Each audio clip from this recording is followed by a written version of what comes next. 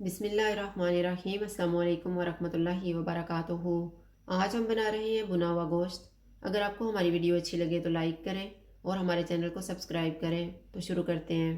मैंने 1 kilo beef ली है, 1 प्याज, 1 टमाटर, 2 टेबलस्पून दही, 2 सब्ज़ मिर्चें, सब्ज़ धनिया, आधा कप ऑयल। साबुत मसाले में मैंने 1 दालचीनी का पीस लिया है, 2 लौंग, 3 सब्ज़ इलायची, 1 बड़ी इलायची, 2 टेबलस्पून अदरक और लहसुन का पेस्ट, 1.5 टीस्पून धनिया पाउडर, 1 टीस्पून कुटा हुआ ज़ीरा, नमक हस्बे जायका, 1/4 टीस्पून कुटी हुई काली मिर्च, 1 टीस्पून गरम मसाला पाउडर, हाफ़ टीस्पून हल्दी पाउडर, 1.5 टीस्पून लाल मिर्च का पाउडर और हाफ़ टीस्पून कुटी हुई लाल मिर्च।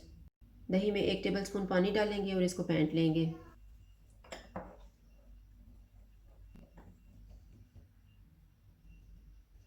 कुकर में बीफ डालेंगे,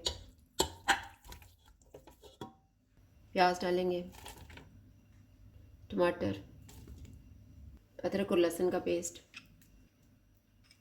नमक, हल्दी पाउडर और लाल मिर्च का पाउडर, 2.5 कप पानी डालेंगे।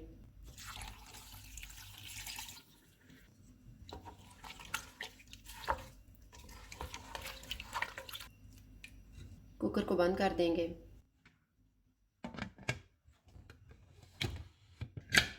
चूल्हे को फुल रखेंगे। विसल चलने के बाद हम चूल्हे को लो टू मीडियम कर देंगे और इसको 18 मिनट तक पकाएंगे।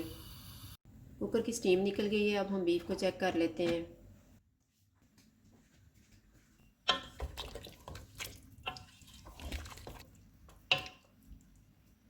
कढ़ाई में ऑयल डालेंगे। ऑयल गर्म हो गया, इसमें साबुत मसाला डालेंगे। इसको 30 सेकंड तक फ्राई करेंगे। इसमें गला हुआ बीफ डाल देंगे।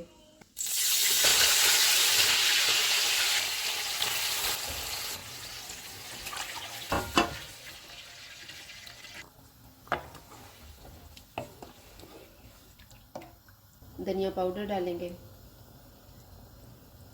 कुटा हुआ ज़ीरा, कुटी हुई लाल मिर्च। चूल्हे को फुल रखेंगे और इसको ऑयल अलग होने तक भून लेंगे।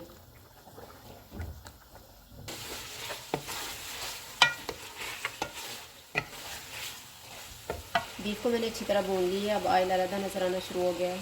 चूल्हे को कम कर देंगे। इसमें फेंटा हुआ दही डालेंगे। इसको मिक्स करेंगे।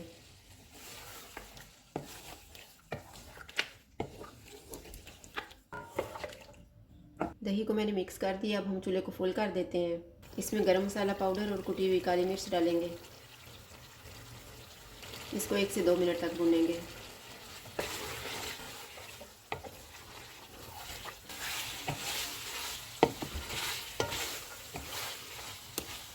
दो मिनट के बाद सब्ज़ धनिया डालेंगे, सब्ज़ मिर्चें, इनको मिक्स करेंगे।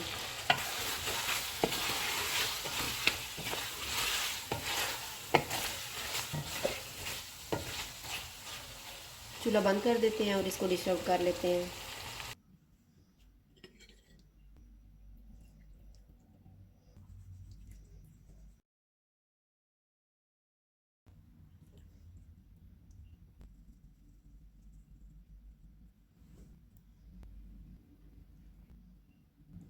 भुना हुआ गोश्त तैयार है। अगर आपको हमारी वीडियो अच्छी लगे तो लाइक करें और हमारे चैनल को सब्सक्राइब करें। शुक्रिया। अल्लाह हाफ़िज़।